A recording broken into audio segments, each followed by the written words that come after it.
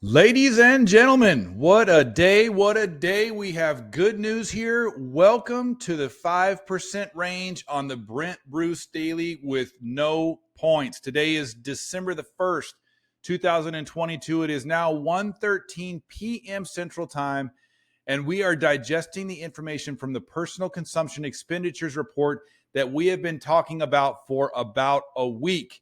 Yesterday, we know we had great news come out from Jerome Powell talking about that we may be able to slow the increases to the federal funds rate, which of course is what we want to happen. And the markets really like that. Mortgage-backed securities ran up.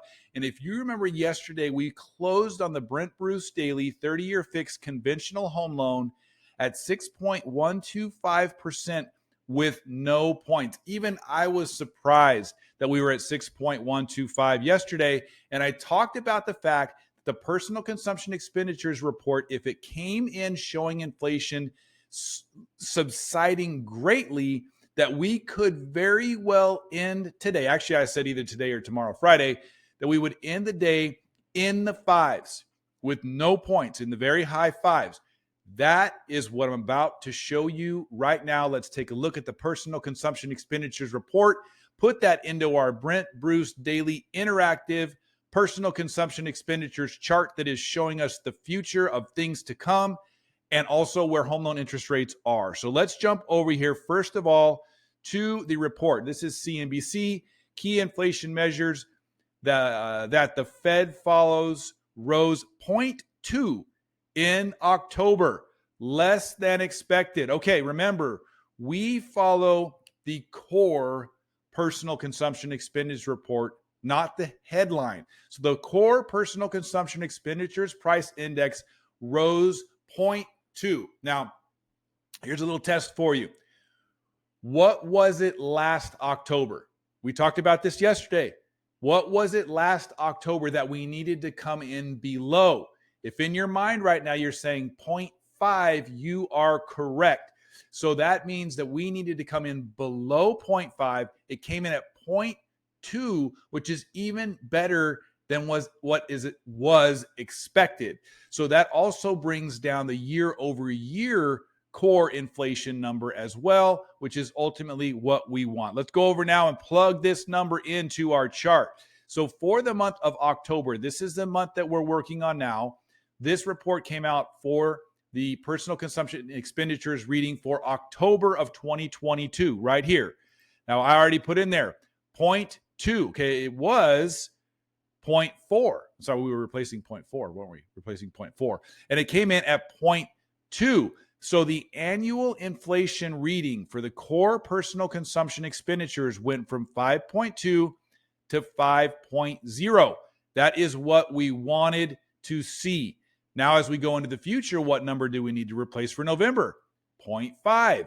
So if we got a 0.2, man, that would be another great month. And it's not too difficult to beat a 0.5, to come in lower than a 0.5. That is why I see a run. See all these high numbers?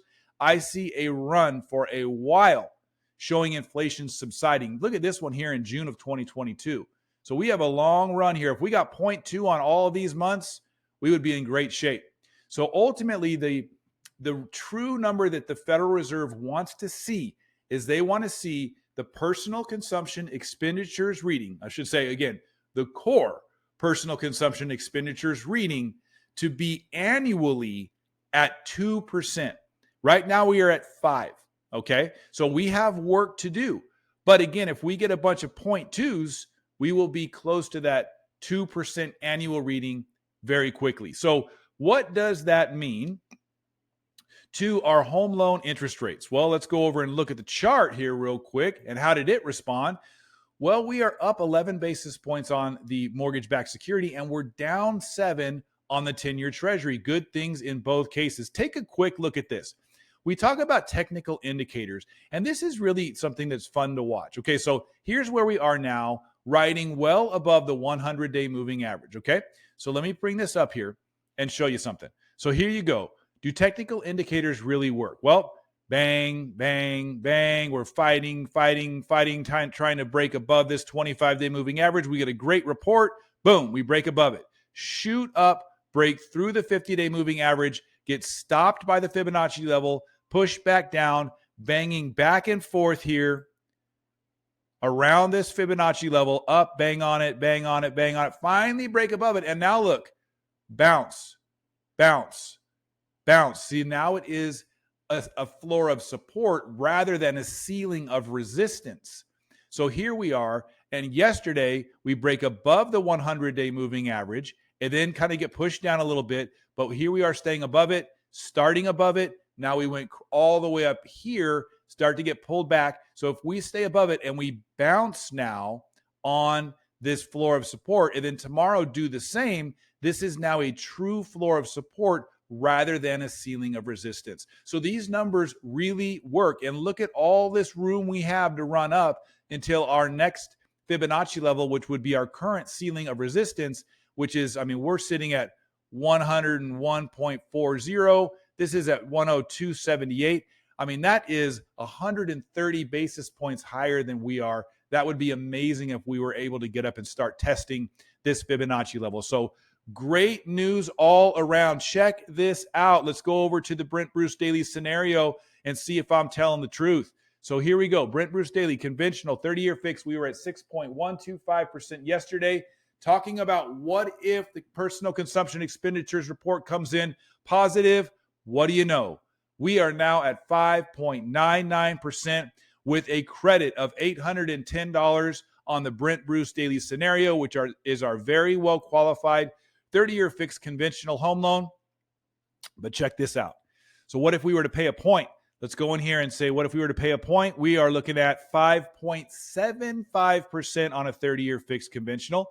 What if we go over and see what's going on in the FHA world? So let's take a look at this FHA scenario, run that number now with all the benefits that we've had from the personal consumption expenditures report.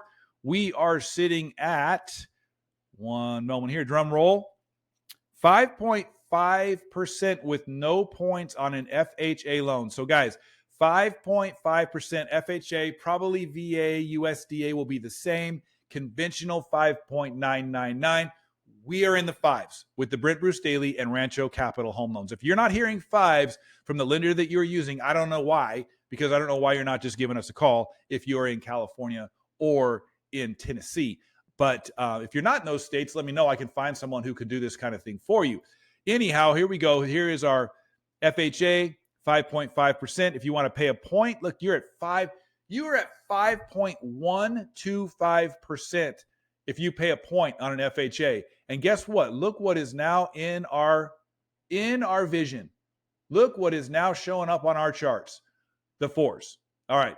The fours are now starting to be what we're focusing on. Of course, we want to stay in the fives first. We're just barely getting there now. And remember, these things don't just go straight down. Okay, so I'm going to already put it out there that we will probably go down, up, down, up, down, up. And we are ripe for a pullback. We really are. We've had such a great run. It makes sense that we may have a pullback above, maybe even back into the sixes again, before we begin to drift back down as we head to that Fibonacci level, which we just saw is 130 basis points above us. So great news today.